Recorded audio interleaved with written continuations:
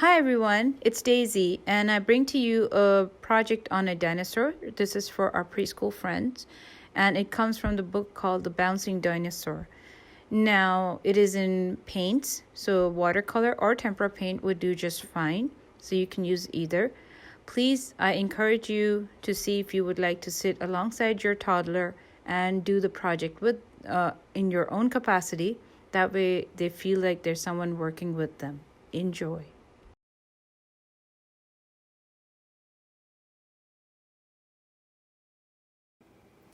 Hello, welcome back. I am going to bring for you today a project for the preschoolers, and it is based on a book called The Bouncing Dinosaur. And I thought it was such a fun read that we should try and draw it, and if possible, see if you can find this book. It really is a wonderful story. And I'll probably share it with you as we draw and we color and paint. So we're going to be painting this picture at a later point, but for right now, let's focus on the drawing. If you wanted to make a dinosaur, the process is pretty straightforward. As it's for our 3-year-olds, I'm going to break it into simple components. So first step, make a very straight line for the dinosaur's belly right there. Now, use this and create the body arch right over it. So you can close it up. It's perfectly okay. This is your body. You want to break it in components for your young one to understand. Take the front of this and angle upward to give your dinosaur a neck, like this. And then from the body, not just right here, this is where they'll go back to the same position. So you want to tell them that it needs to be higher and away so that you can add a very strong neck. Remember, dinosaurs are really strong.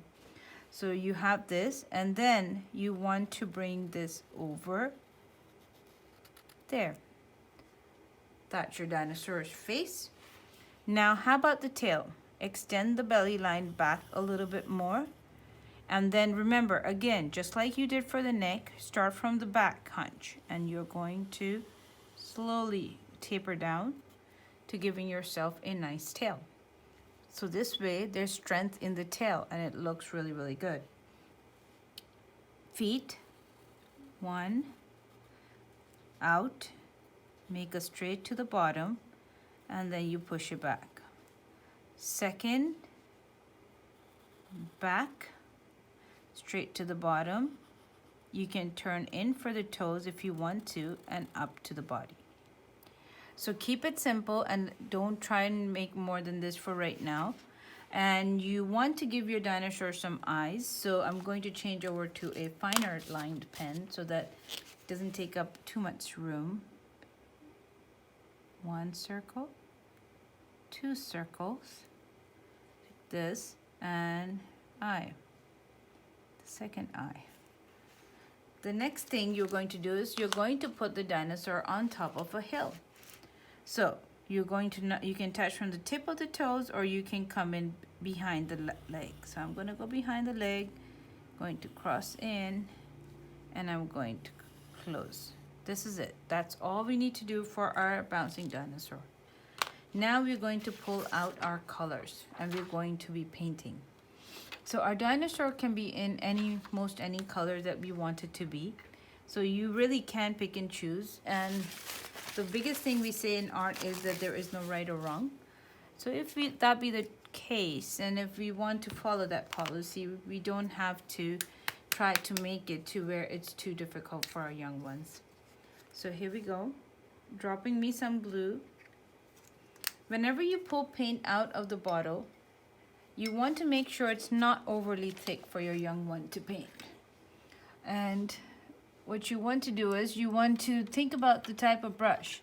At this age, you'd be better off with a round tip for sure, something like this, so that they can control and they can contour lines. When I work with my students in the school, I always talk to them about mixing colors. So notice in my blue right there, I added water so that when I mix it, it mixes to becoming less thicker. Because if it's too thick, the kids are gonna glob it on. So you're going to go ahead and swirl Again, it still feels quite dense to me, so a little bit more. Perfect. Now, make sure that you take the time to contour the line. Tell them that these are tracing lines. It's a really good idea if you are monitoring the child anyways during the course of this video. Take your own sheet of paper and just work on it by yourself. If your child wants you to work with them, go ahead and oblige. There's no harm. You have to bring them into a comfort point by way of which they will start to paint and they won't ask you for your help. So again, as you get closer, you want to first carefully trace that line. Very carefully. Don't go inside your dinosaur now, because if you went inside your dinosaur, you're going to have, well, quite a few colors in the dinosaur's body, which may not be necessary. I don't like to do long strokes, so always encourage them to do short strokes so that they can do a more thorough job of painting. Because when they don't do that and they kind of rush it, or for little ones, the sky is just a line at the top. If that is what your child does, doesn't make it wrong, it's what they perceive it to be. A good way to kind of help them override this, if you wanted to, is to take a walk outside to your garden or your front patio door or veranda, wherever you are, and ask them, where do you see the sky? Does it stop only at the top, or can you see it coming all the way down to the houses in front of us? And let them pick and choose their answers. They will tell you what makes sense to them. And again, you have to be listening to what they see as being real for them. That's the best way to understand your young one, because sometimes they'll tell you something quite different, and it's not to make you feel like something's totally rough or wrong, but it isn't wrong that children think of different ways of perceiving our universe. Doesn't make them wrong. So here we go.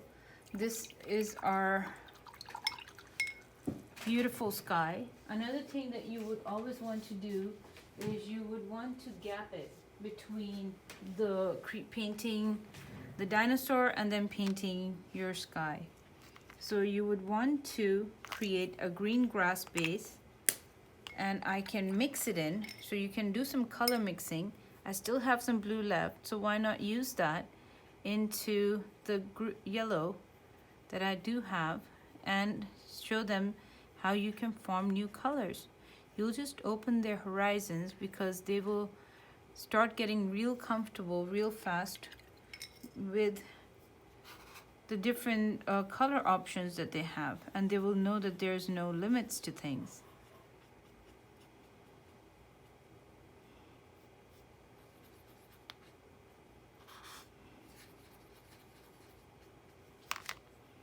I want it to be a little bit more green, so I'm going to drop in just a tad bit of the blue drop.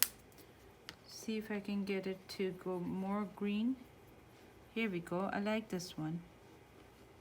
And again, carefully take your time and show them how I'm not rushing either. I too get very nervous about going too close to my lines, and I take my time to really come closer.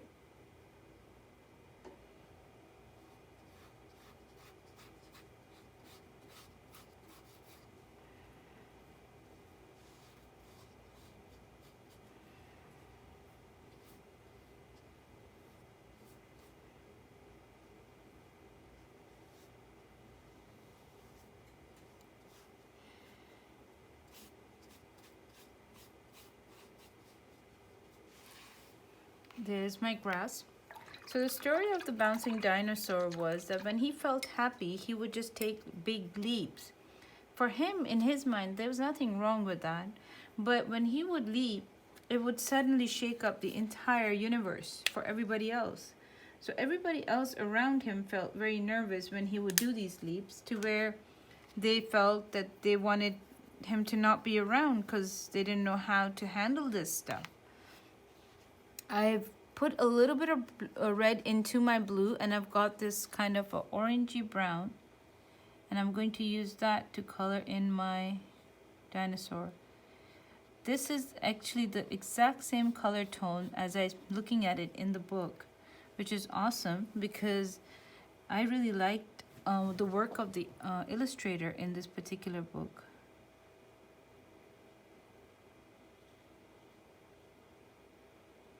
So when the dinosaur would jump, their house would shake, the old people would be tossed up in the air.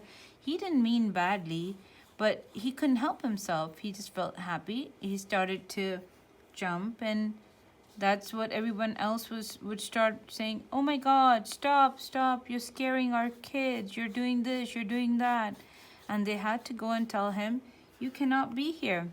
But incidentally, on that one of those nights, as he was about to leave the very next day, a bad wolf came to their neighborhood and was about to give them problems with the younger kids, with the old people, and just trouble, to where this dinosaur, who had been feeling so sad and was trying to think of how he could help, he saw that wolf and he looked at him and he said, "What do you think you're trying to do? These are my friends. You are not going to do anything bad here. I don't trust you. You need to go away." And he was able to scare that wolf to running away, because that little bad wolf had no idea that in that village where he had gone to get himself some so-called dinner, he would end up finding this ginormous dinosaur. And not just a dinosaur, but a dinosaur that was so big and strong that what was he going to do? But this is how you would paint it. Make sure you take your time and you maintain boundaries. Check them on when they leave white spots, because it's really important that you do that. That way they understand completions, and they understand what is necessary to feel like it looks really good and complete. So if I was to say that this particular picture is done, I take away my tape to just show you what my end product is. Notice that when I take my tape off, I take it off at an angle. This helps me to avoid ripping my paper, and it also gives me this really cool background color, like white border. I didn't get it all the way around. I guess the color went through over here a little bit, but for the most part, it's pretty clean. That's really good. There you go. And that, folks, is our bouncing dinosaur. Hope you enjoyed.